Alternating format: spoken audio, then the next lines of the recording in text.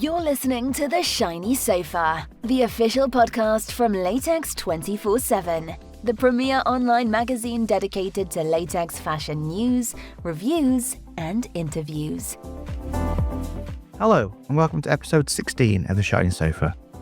Coming up on this show, we talk about latex taking centre stage at the Brit Awards, how Eurovision this year is sure to be filled with shiny fashion, and a new daily wear collection from Anoeses.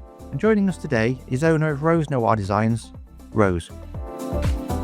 And then I also just love a bit of scandalous. I love a little bit of the idea that some people can get so upset.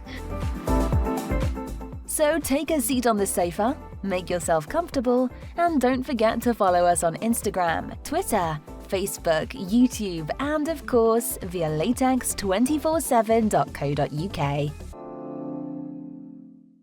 Hi everyone, thanks for joining us for episode number 16 of The Shiny Sofa, latex fashion podcast brought to you by Latex 24/7. Each episode will welcome special guests, and I'm thrilled to say that today we're joined by Rose of Rose Noir Designs. Thanks for joining us, Rose. Thanks for having me. It's our pleasure. Thanks for being here. I'm sure we'll have plenty to talk about, so let's crack on with the show. Here at The Shiny Sofa, we like to find out a little bit more about our guests and what makes them tick with a segment of the show we call Quickfire Round. We have a huge list of questions which we feed into our random generator, and our guest has 60 seconds to answer as many quickfire, multiple choice questions as they can before the time runs out. You ready, Rose? Yes. Cool. Let's go for it then. Good luck. Here we go. Rap or rock? Rap. Scary movie or comedy movie? Comedy. Calling or texting? Texting. Jeans or sweatpants? Jeans. Glass half full or glass half empty? Half full. Elevator or stairs? Elevator. Pepsi or Coke? Coca-Cola. Good choice. Be rich or be famous? Rich. Ketchup or mayonnaise? Mayonnaise. Heels or flats? Heels. Flowers or chocolates? Chocolate. Instagram or TikTok? Instagram. Paris or New York? Paris. Trick or treat? Treat. Good choice. Hot or cold? Cold. Money or love? Love. I think that's the end of our minute there. I make that you got 16 there, Rose. 16, that's pretty good. That's pretty good. But that's not the best. Not quite the best. No, I think our best is still 20, but that's pretty damn close. That's pretty damn close. Just means you have to come back again and have a second go. That's fine. Totally fine with that.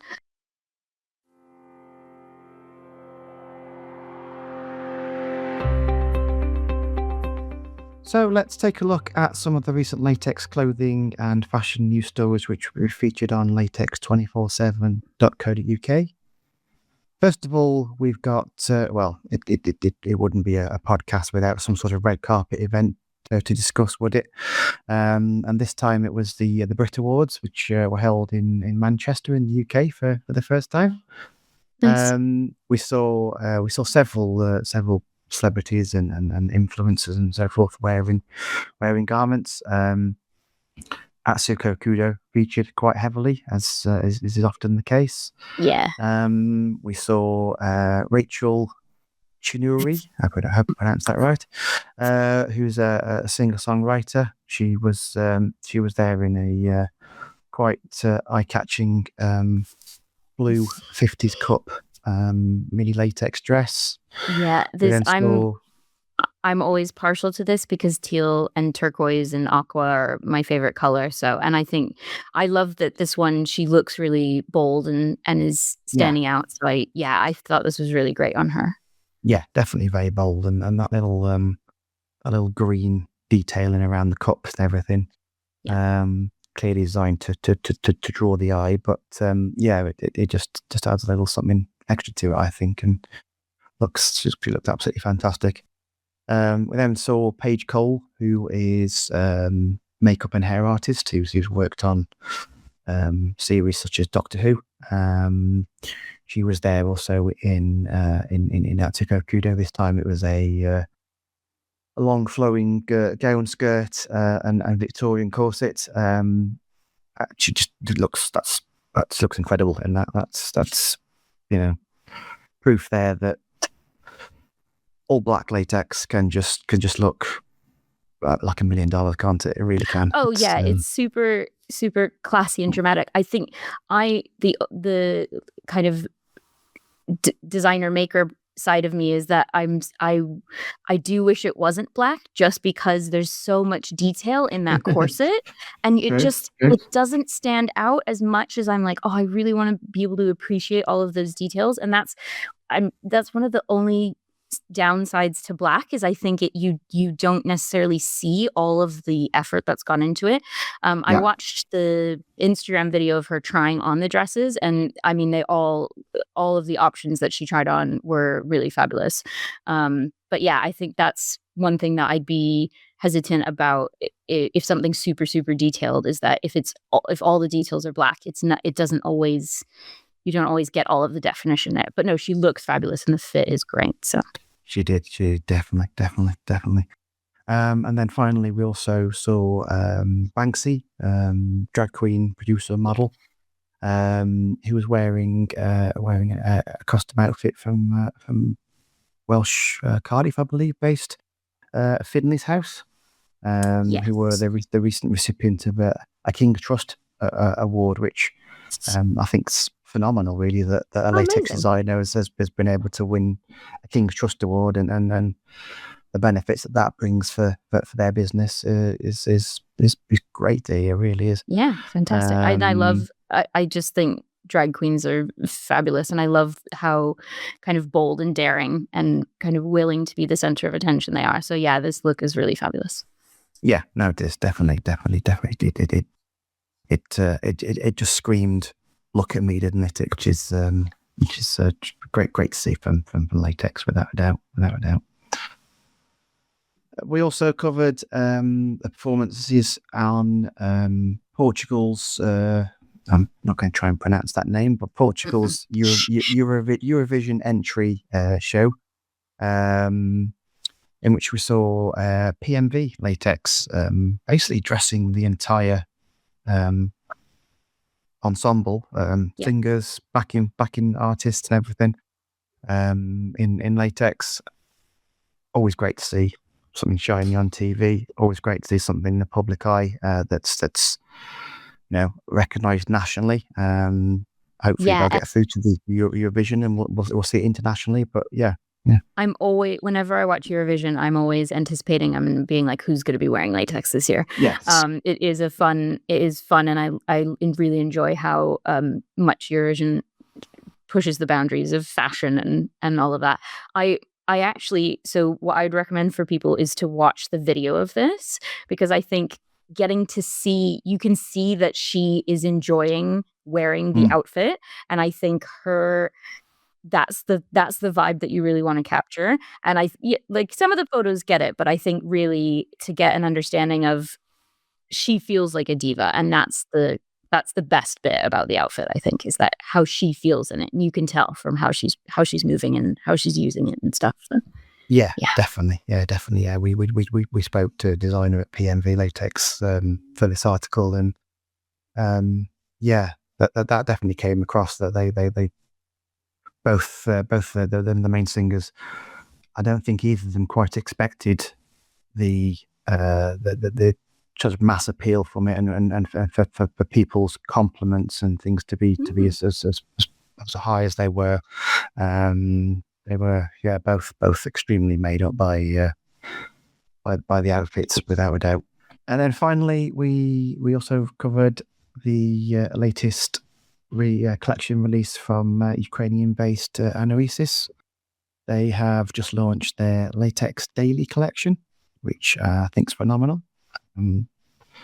A brand that is as well known and respected as Anoeses, starting to produce those garments that are designed for daily wear, both together or mixing and matching with other materials.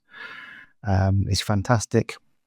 The options are things like leggings, tops, skirts, bodysuits, dresses. Maybe my only criticism about the collection is that it's only really available in black and brown. Yeah, so I think it's interesting, and I in general I'm fully on board with this as a concept and idea. But I'm disappointed at least in the initial photos, that they've not actually styled any of the pieces in that way. And I understand that they're only trying to show their own garments, but I think people still struggle to imagine how to style latex for everyday wear. And so I really wish that they had shown some images of how to style it with non-latex pieces rather than just the garments. Having both is helpful. But that was the thing where I was like, I like the intention of this, but I don't know if people are going to start buying it for that purpose until they can see that it will work. I think sometimes people, until they've seen it, they can't always imagine it. So yeah, I'd love to see, now that this collection exists, people styling it and wearing the pieces. That's where I'd really get interested in seeing what people do with it. Whereas I'm worried that just from the photos that they have at the moment, that people might not imagine what's possible. Yeah, I can get that. Yeah. I can totally understand that, Rose. That makes perfect sense. It really does. Yes, it's great to see Thor been given something that can be worn daily. But well, we definitely wish him luck with it, without a doubt, and hopefully it won't be the first time we see that type of collection. Hopefully they'll add further garments to it and extend it further from there. That's brilliant. Cheers, Rose. Thank you. It's no problem. Been great to speak to you about those. Thank you. And we'll be back after these short messages.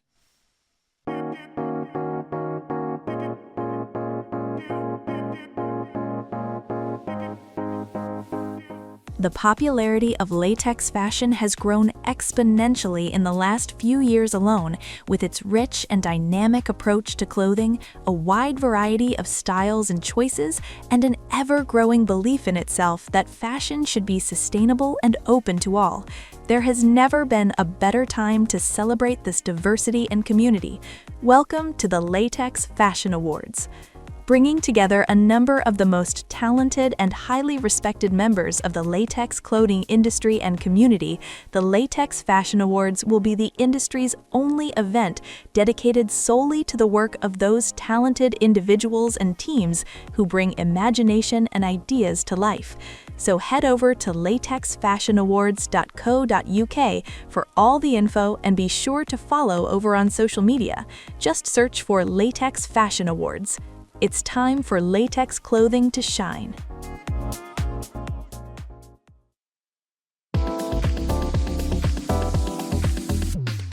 You're listening to The Shiny Sofa, the official podcast from Latex 24/7, the premier online magazine dedicated to latex fashion news, reviews, and interviews.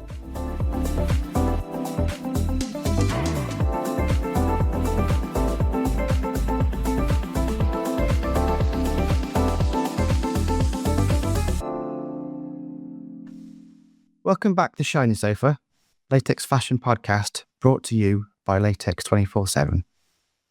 Joining us again this episode is latex designer Rose Noir. Welcome, Hello. Rose. Thanks for being here again. Great Thanks to have for you. having me. Question I always like to ask anybody who is here on the podcast, first of all, is how did your journey into fashion begin? Was it something you've always had an interest in, or maybe specific qualifications that you've gained over the years?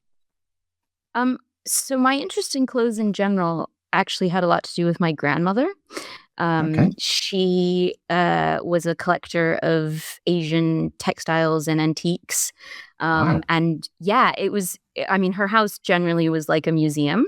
And you'd open a drawer in the guest bedroom and you'd find a necklace that was a snake vertebrae necklace from like Bhutan. And you're like, what? Wow. Yeah, it was incredible. So I grew up around her, and she sewed and made all of her own clothes, often buying fabrics from various countries that she visited throughout Asia. And so always had this appreciation for craftsmanship, like the most beautiful antique embroidery, or different fabric dyeing processes, so batik or ikat, and just learned about all of these things just by being in her house. Yeah. So that definitely was the beginning. And then I got into theater, working backstage in theater when I was about 12. I did like a summer course in that.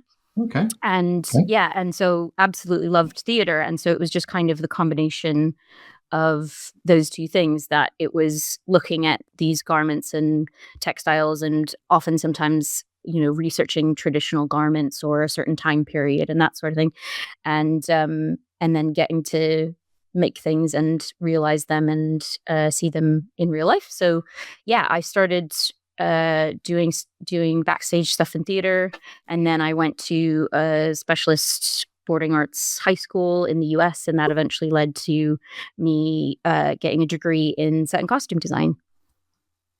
Okay. Well, that's an interesting path to take, really. Certainly one that I don't think I've heard people take before, but that ended up in the career that you've taken on. When and what was your first experience of latex clothing? And how did you discover it? Was it a personal interest, or did you just kind of fall into it? Or it absolutely decided that it was like the career was going to happen to me. I was not interested in latex. I had never worn latex. I'd never been to any events that people were wearing latex.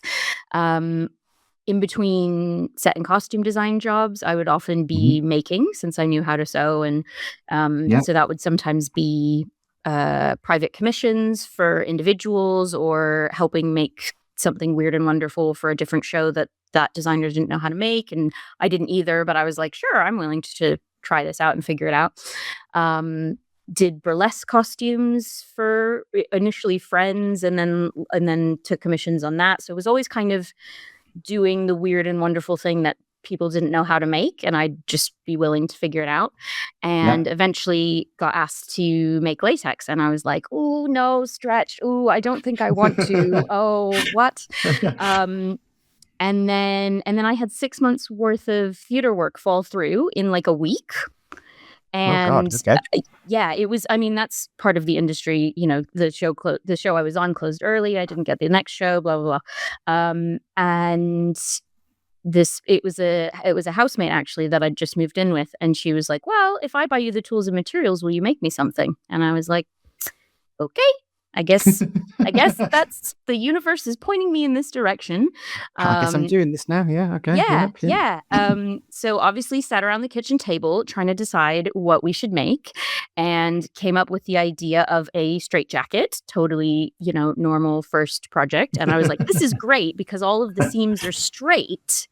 And it's not a super fitted garment. So I was like, this is brilliant. This is going to be a great, it's something exciting and different that she can then wear out, but it's not going to have a lot of the kind of challenges that it was going to allow me some time to figure out how to assemble things and use the material and get familiar before trying something super form fitted and kind of the pattern cutting element of it. So yeah. Latex straitjacket for the housemate. That is definitely an interesting first garment to make. Yeah. Yeah. Most people say, a choker or maybe a skirt or something like that. Okay, that's straitjacket's an interesting one. Okay, that must have been a conversation half over the kitchen table. Yeah. Yeah, it's pretty good. What sort of then led you to continue on that route? Did that sort of that first attempt really spark something inside you? Was it you mentioned about the cuts, and obviously latex doesn't have a grain, does it? Like traditional materials doing things. What was it that sort of then made you think, do you know what? Yeah, I can do more of this. Yeah, I really like kind of exploring and experimenting. And so some of it was just a bit of the playful curiosity of, oh, what can this do? And what if I tried this? And how does this work? And that sort of thing. But really, a lot of it was that every time I made someone a garment, they would wear it out, and then I'd get another order. And that it literally just started occurring. So I was just doing it bits and pieces here and there. And then I wore a latex skirt to like the Camden Crunch, years and years ago. And a professional dominatrix chased me down the street to find out where I'd gotten it. Like it literally, it was one of these things where like all of these things kept occurring that I was like, how is this happening? It just kind of, everything just kept falling into place. Like, and I was like, snowballed together, didn't it? And just yeah. And so I just was like, okay, well, this appears to be the thing that I'm doing now. And there was it was a couple of years of, kind of doing it piecemeal before I really made the decision of like, okay, I'm going to give this a proper go. And I think the other part of it was that I was finding customers that I was really enjoying working with, that people were really interested in my creativity and what I was going to bring to the design, because I've always been trying to do stuff that's completely different from whatever else is available. And so a lot of I've found it really interesting to be creative and to have a lot of creative control in terms of the overall textile. Cool. It can be funny how these things can lead from one thing to another, can't they? And then before you know it, you've gone down that path that maybe you weren't expecting to go down.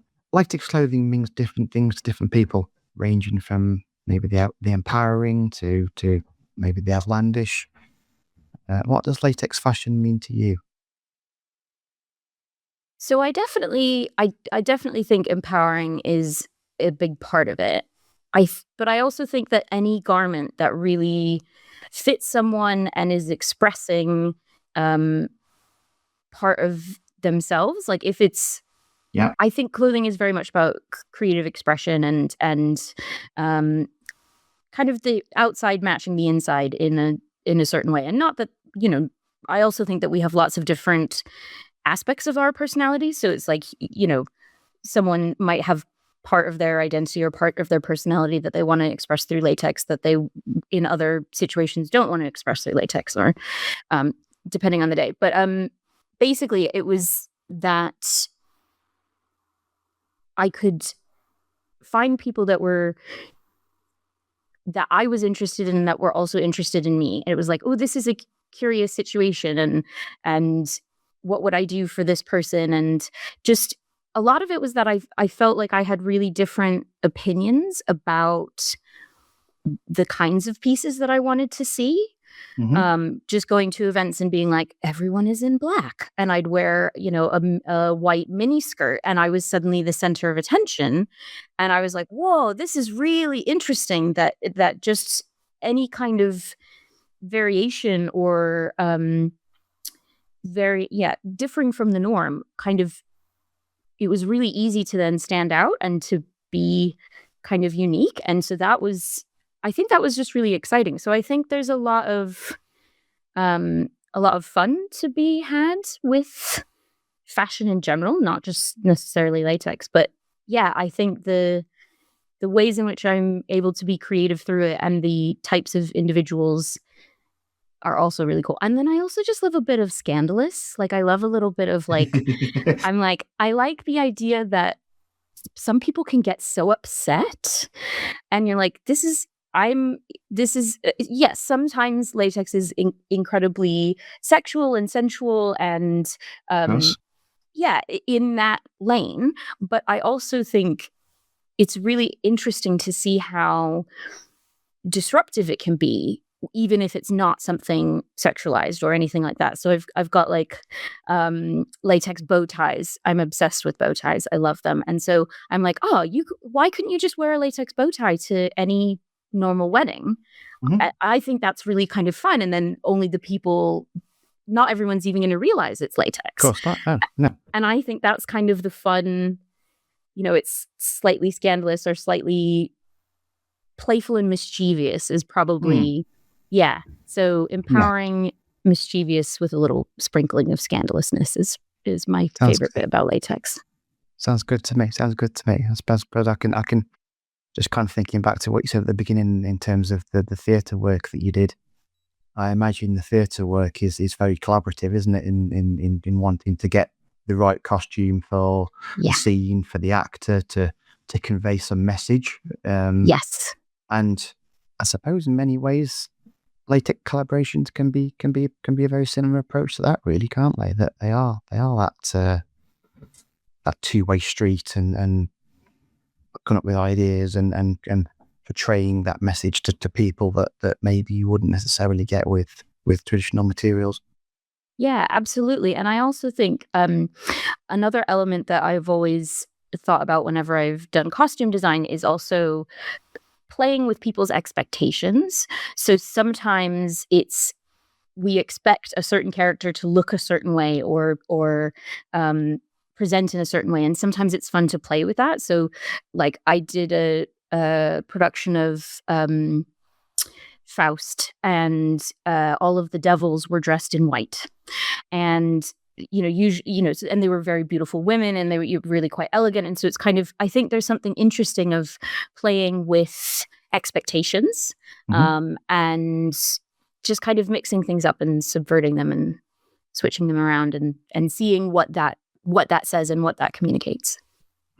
Yeah, that sounds like latex to me. Yeah. Yep, exactly. What do you enjoy most about working with latex? What are the biggest challenges with the material, and what's been the greatest learning experience since you started working with the material? Okay. So I really love that I can experiment a lot and try new things, and that I have a lot of control over the textile. So because I'm doing a lot of things with liquid latex, I'm able to kind of, it just increases the amount of options that I have of what do I want to do. And so I find that really exciting of being like, oh, well, what if it's, instead of, I usually do an ombre that's from the top of the garment downwards, and what happens if I then start doing a left to right ombre, or what happens if I make this really big and drapey, or I really love that. And I couldn't necessarily do that in the same way with fabric. I could if I was like printing my own fabric, and doing my own patterns and stuff like that. But it's quite nice that it's all of the stages of the process of the garment are accessible to me, and I'm able to kind of like tweak and adjust them. So I find it really fun to experiment, and it just kind of leads to the next idea and different iterations of things. So I think I've really loved it because it allows me to tweak and play and be creative in all areas rather than just taking a fabric and then manipulating that. I'm actually essentially making the textile as well as the garment. Yeah, it's very, very, very, very versatile, isn't it? And you say the many things that you can do with it that maybe you couldn't do with traditional materials. You mentioned there about liquid latex that you work with. I think that leads us nicely on to some of your designs that include unique, innovative, and eye-catching techniques such as mesh latex, hand-painted, and applique latex, and also your ink blot designs. Yep. Can you tell us a little bit about those three elements of your business and your designs there, Rose? Yeah, absolutely. So I love print and pattern, and it was really surprising to me when I first started looking into latex that there were basically two main sheeting manufacturers, and they did a set number of colors. and that was kind of what everybody had to deal with. And yes, there are, a sprinkling of other people, especially now, that have arrived that are doing other things. But I was just so shocked and surprised because I was like, I can't imagine any other industry, like the fashion industry, being like, cool, here are your colors, no prints, no patterns, just, and that everybody has the exact same things. And I was like, what? One, I'm not super interested in solid colors. I'm like, but it could be doing so much more. So that was, I think the first thing was, how do I introduce print into this? And so the ink blot was the first kind of experiment and iteration. And then that eventually led to the mesh pieces. And then applique is actually just a fashion technique, and I was like, oh my god, this is wonderful in latex because I don't have to finish all of the edges on the fabric. None of it's going to fray. I just get to cut it out and stick it on. And so that I do not enjoy applique in fabric very much, but in latex I'm like, oh, this is really fun. So yeah, it was just kind of exploring and being like, how do I introduce patterns and designs into this that would be things that I would be interested in wearing, because rather than just a solid color. And also just trying to differentiate what I was doing from the other things around, just because it was like, how do you stand out in a niche market if everyone is literally using the same materials? So, yeah. I think that the mesh latex in particular is probably one of the things that you're most well known for, and there are a couple of other brands that do it, but it's few and far between. I'm quite interested in just kind of challenging what people expect latex to be, I guess. It was like, well, why does it have to always be tight? Why does it have to be solid colors? Why is it primarily only shown on skinny people? Why, there are lots of a huge diverse range of gender identities and ethnicities and, this beautiful variety in our community, and that it's still often that isn't represented in how people are presenting the garments when they're trying to sell them. And I think I'm disappointed in that. But I'm disappointed in lots of things with the fashion industry. This is not just a latex industry thing. This is like fashion industry across the board. So, yeah. Cool. Well, I think that again leads us nicely into a topic that I think is becoming a little bit more of a well-known topic within the world of latex is its sustainability. And I think a lot of people out there don't necessarily realize that it is a sustainable material. And obviously you talk about this through your website and blogs and newsletters that you send out every so often and things. Can you tell us a little bit more about this, about what that sustainable material is like, and maybe how that differs from other materials? Yeah, absolutely. And it's encouraging that it's becoming something that across the fashion industry people are becoming more aware of, because the fashion industry is actually really detrimental to the environment and really harmful. And there's lots of different stages in which they're not actually doing a very good job at being environmentally friendly in any way. So kind of the first things to think about with sustainability are what's going into the product. So latex is great because it's literally just come out of a tree. So that's fully natural. So where we get tricky is in a lot of the kind of plastic and more man-made products. And part of why that's tricky is also because of what happens after we're done with the garment.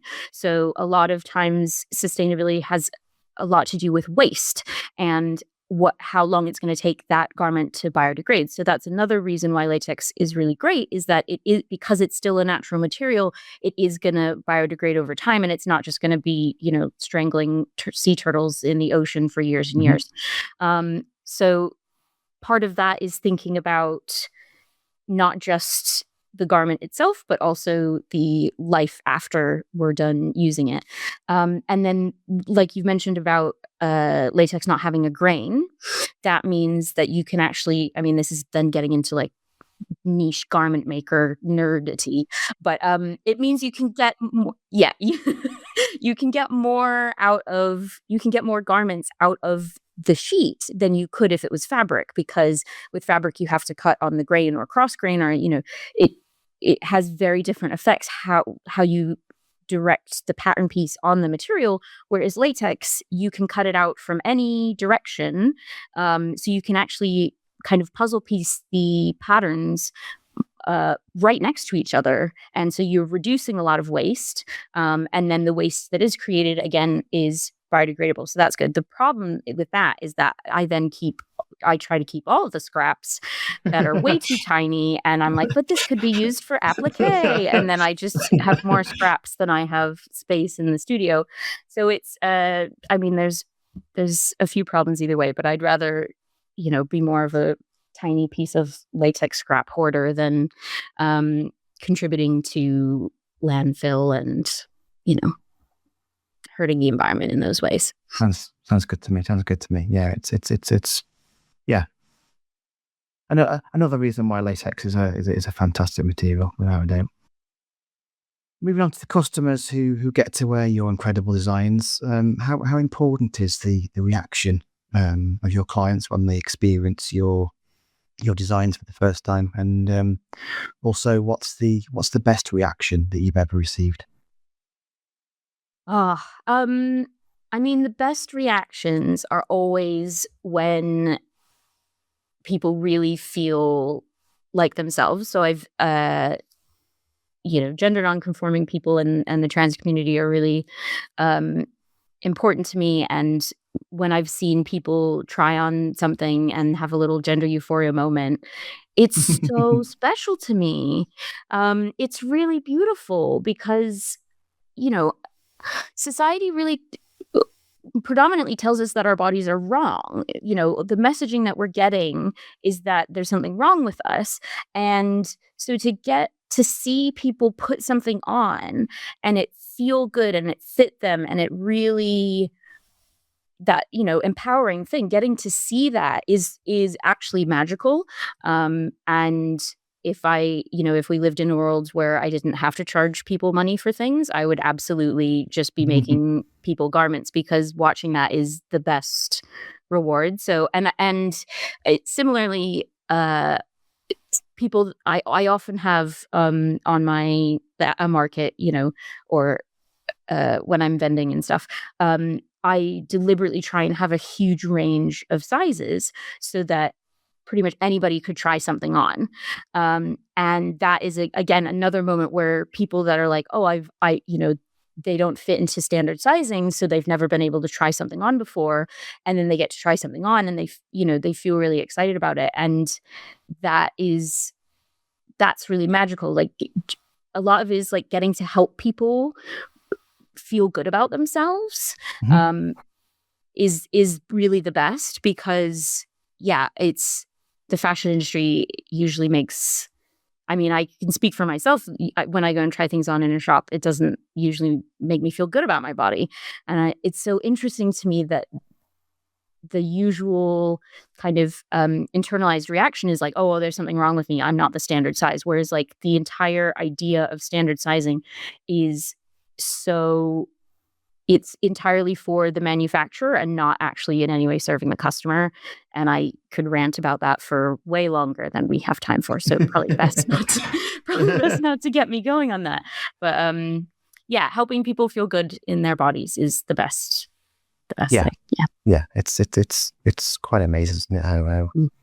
How transformative it can be. And I know, having spoken to several people now on this podcast over the last couple of years, it's amazing how many people just turn around and say that it gives them so much confidence, maybe confidence they wouldn't normally have from wearing your traditional day-to-day garments. It's fun, fantastic to hear. It really is.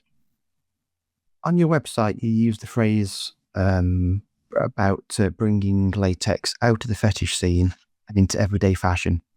You also use the phrase, it's just a material after all, which I think is brilliant.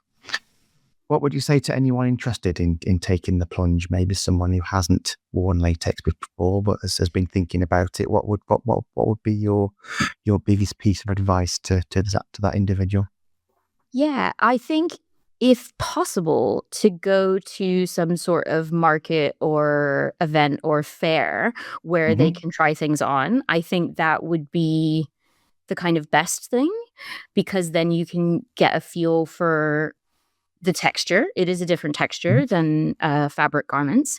I personally don't like super tight fitting clothes, and so I deliberately make big drapey things and oversized things, and because that's what I feel comfortable wearing. So I think trying to identify what fabric garments that really, like the shapes of the fabric garments that really help them to feel fantastic, and then trying to find that shape of garment in latex is probably what's going to be the best, because bodies are all different shapes and sizes, and we feel most comfortable when we're emphasizing the parts that we feel confident in and de-emphasizing the parts that we're less a fan of at that moment in time. And so I think that is kind of the route that I try to, like, the route of questioning that I ask people when if they arrive at my stall and they want to try something on and they're like, what would you recommend? And I'm like, well, what makes you feel great?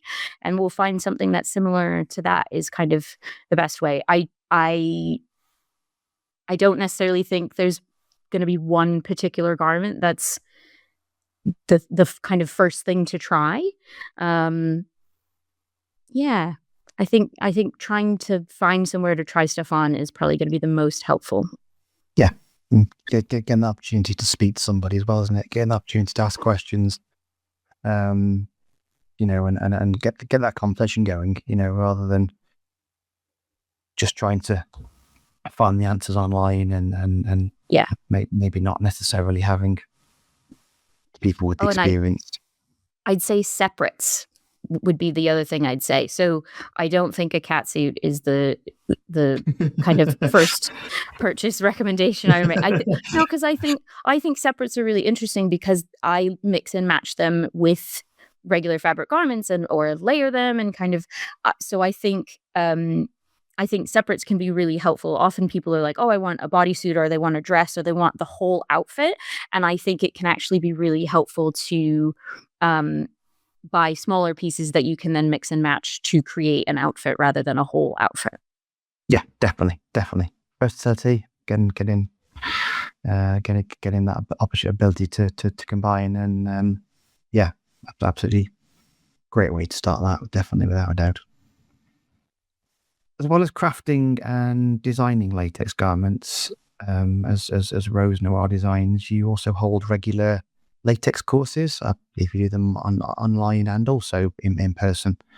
Can you tell us a little bit about these and what people might expect if they were to attend?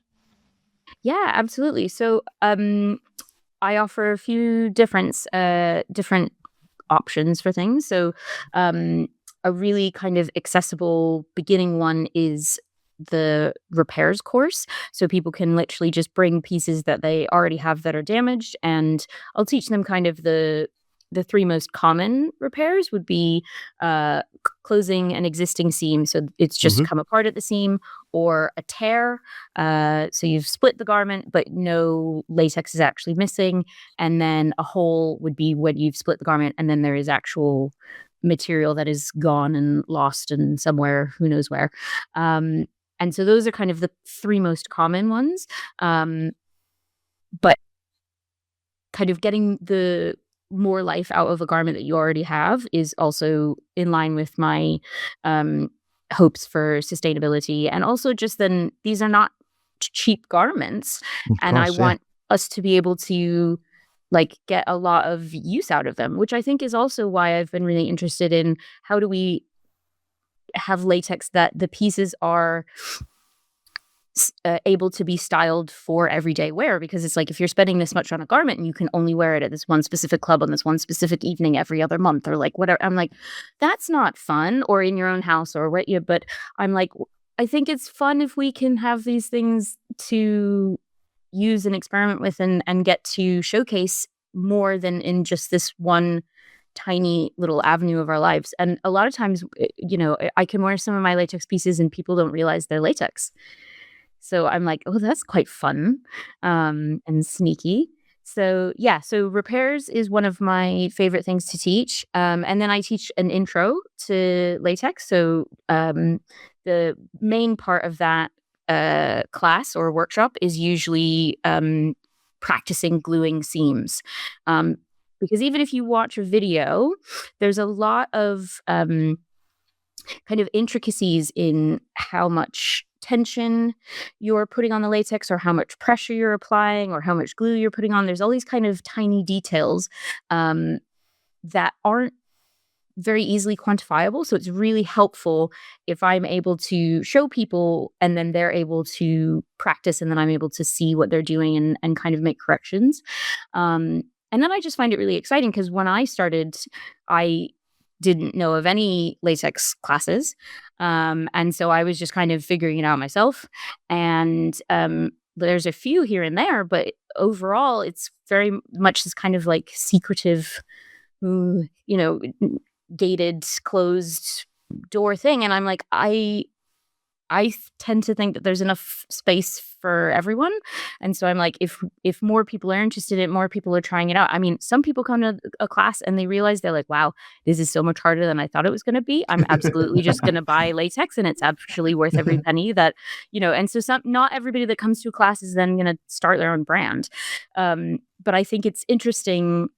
And then also I learn from teaching other people. And I think there's still so much more that could be experimented with latex. Yeah. I'm like, I feel like the latex industry stayed the same for a really long time and wasn't kind of experimenting. And, in the last probably 15 years, 15 years ago is when I found out about it. So I probably shouldn't try and speak about it before I knew anything about the industry, but it's definitely grown a lot in people being playful and experimenting and, trying new things and seeing what the material can do, because I don't think it's been explored fully. And so the idea that more people are experimenting and trying is exciting to me. So yeah. Yeah, I can get that. Like techniques like you do with liquid latex mesh, but things like laser cut latex and stuff. Yeah. That's a relatively new. Yeah, and etched, and I've seen a few people that do printing on latex, but not a huge amount, but just kind of going like, what else could we be doing and kind of playing with? And yeah, so I think there's plenty of space rather than, I think people sometimes can be a bit afraid of teaching new people because they're imagining that, oh, then they'll lose all their customers because everyone's going to make it. And I'm like, not everybody has this kind of patience. So I believe that you these courses you run them in various different locations, both in the UK and I think you've had some over in the States, haven't you? Yeah. What I'm trying to do now is if I'm traveling somewhere for a market, then I'm trying to hold a class in that location as well, because that just in my brain works out logic wise of there's sense. People that are around that would be interested in it. And so, yeah, I've done, I did one in the US last year, and then I'm doing a few there this time around, this year. So yeah, it's definitely something that I'm, slowly trying to build upon and grow. I mean, it's always about like finding the venue and, getting all the tools and materials there. So there's a lot of like logistics to it. And then I hold them in my own studio if I'm in London. But yeah, I've found that often people in other locations are kind of more interested and willing. And maybe it's just a matter of like, I'm only there for a short time. And so people are kind of excited to get involved at that moment. Whereas when I'm doing them in London, people are like, oh, I'll do the next one. Who knows? But yeah, it's really fun for me to I mean, I'm just a big making sewing geek that somehow ended up working with latex, and now everyone is like, that's so cool. And I'm like, cool. I was always the sewing geek, so it's strange to me now that I still have all of this niche knowledge, and now I'm cool for it, whereas before I was weird. um, I mean, still weird, but but yeah, I love getting to talk to other makers. And so I usually get a range of people. I get people that have never attempted making any kind of garment, fabric or otherwise. And then I get other people that have, oh my God, one of my students in my last class, she made like Vegas showgirl costumes.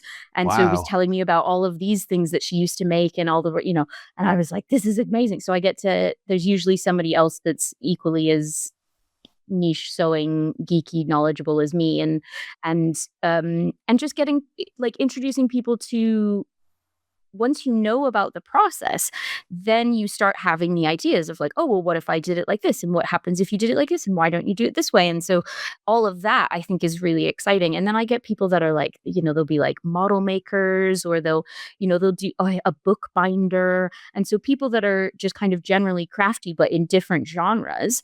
And I find that really exciting of going, okay, well, what can we steal from that? And what else could we pull in from there? And what would this look like if we did it in a different way? And so, yeah, all of that kind of, it's probably still also the, collaborative theatrical, the more different ideas, the more ideas are going to evolve and change and grow. So yeah, I find it really exciting of like, what else is what's going to be the next thing with latex. And I'm like, I would love to find out. Like, I don't know it all.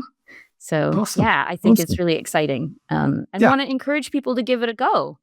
Yeah, awesome. And that excitement that definitely comes across in speaking to you there, Rose, without a doubt. Yeah. So where's the best place for people to find out about these courses then, and get themselves booked on? Yes. So my website, rosenoirdesigns.com, or Instagram, again, at Rose Noir Designs. They can join the mailing list. That's where I tend to actually announce things.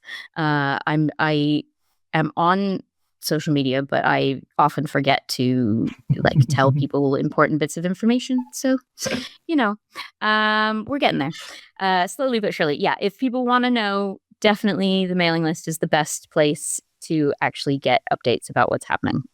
Awesome. Awesome. Yeah. Fab. Yeah. I think it's fair to say latex fashion has become more of a normality in mainstream these days, thanks to music, films, red carpets, and so forth. Yep. Do you see that trend increasing, or do you think it'll always be a niche item? I do think it's going to increase. I do think more and more people will get into it. I don't know if it's going to become like a super mainstream thing, but I kind of see it a lot like leather, of wearing leather trousers or a leather skirt. If you're imagining like the 1960s or something like that, was really kind of shocking, which is kind of funny to us now. So I kind of imagine seeing it like that, of this is the new kind of shocking material, and then there's going to be something else later that's going to be, different, scandalous in a different way, and this will become more normalized. But it's I like the idea that something that's kind of taboo can become normalized. And I don't really know what, I mean, I don't think it needs to be taboo. I understand why people think it is, but I don't think that's necessary. And I think it can be fun and playful, and doesn't have to be fetish. And also it's fun to scandalize people and play with that. Play with that edge of like, why are we so scandalized by this? This is this is a garment. Do what makes you happy, If it makes you happy, do it. Yeah. If you could create a latex outfit for anyone in the world, who would it be? And can you describe that outfit to us? Yes. So I've been thinking about this one because there's so many people that I'd want to create latex garments for, and so many like crazy creative people. And so I was like, oh, Bjork or Billy Porter or Janelle Monáe or like, thinking of all this. And I've come to the conclusion I would really like to make an outfit for Michelle Obama. Okay. And I think it would probably just be some sort of like really fabulous, dramatic like coat that she'd be wearing over some other dress or something. But I think that would be really, I think people would freak out. And I would love it to not be in any way some super sexy or scandalous thing, just like a vibrant, colorful, super shiny latex garment. And I'm sure that people would be really upset about it. And I would be really entertained by that.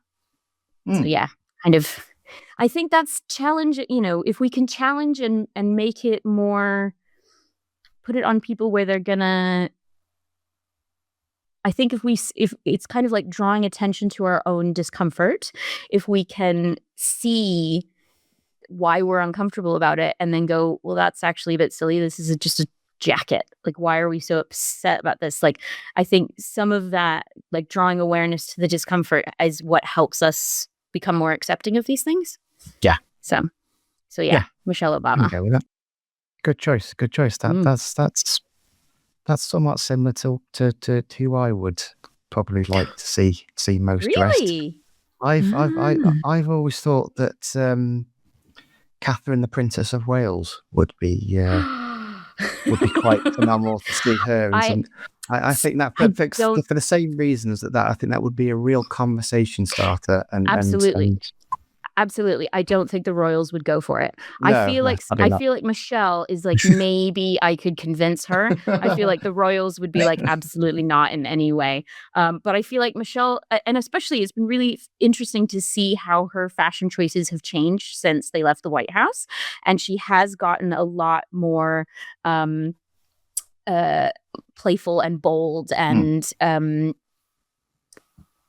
yeah, I think it's been really fun to see her have more personality, because I think sometimes it's, in any kind of position, there are expectations. I guess that's the thing again about playing with expectations of expected to look formal or to be demure or, these things. And so, yeah, I think it would be really fun to see someone that is using latex, but just as a norm, as another piece of clothing. Yeah. So yeah. What's next for Rose Noir Designs? How do you see the world of latex fashion and your business and your designs changing over the next 5 to 10 years? Oh my God. Well, I definitely can't plan that far ahead. Considering I didn't even plan to be a latex designer, we can't think about 10 years. No, who knows what's happening. But no, a lot of it is kind of continuing to do the same. So, like continuing to have more online classes and more in-person workshops. So that's a big part of what I'm doing. And then I'm just constantly having ideas for new things. So a lot of my business is trying to have a creative outlet for myself. So I'm kind of always making new garments and new styles and scheming new techniques. So I think developing new garments and new techniques is probably always going to be there. But yeah, just trying to build upon that and trying to be a bit more visible and talking about latex a bit more. Yeah. Awesome. Yeah. Cool. Well, I think we're drawing to a close here, Rose. Thank you for speaking to us. Before we do, just Josh, want to give everyone a quick reminder of where they can find you online and follow you. Yeah, absolutely. So rosenoirdesigns.com and at Rose Noir Designs on, I think, all the platforms. I don't think I don't have any weird, had to choose a different name on a different site sort of thing. So yeah, Instagram is definitely the main one. I've got a YouTube channel. What else? Pinterest. Okay. Yeah, too sexy awesome. was too sexy for TikTok, so I tried that, but had to abandon it. Well, cheers, Rose. Thank you. It's been absolutely fantastic and phenomenal to speak to you and learn a little bit about your journey and your interest in latex clothing. So, really appreciate your time. And I am sure that we shall speak again soon. No problem at all. Thank you so much for having me. Cheers, Rose. Thank you. Thanks. I'm afraid that's all we have time for on this episode of The Shiny Sofa. Many thanks to our special guest, Rose, for being with us today. We hope you found The Shiny Sofa comfy and will join us again next time. Don't forget to hit that subscribe button wherever you listen to your podcast, and be sure to head over to latex247.co.uk for all the latest latex fashion news and reviews.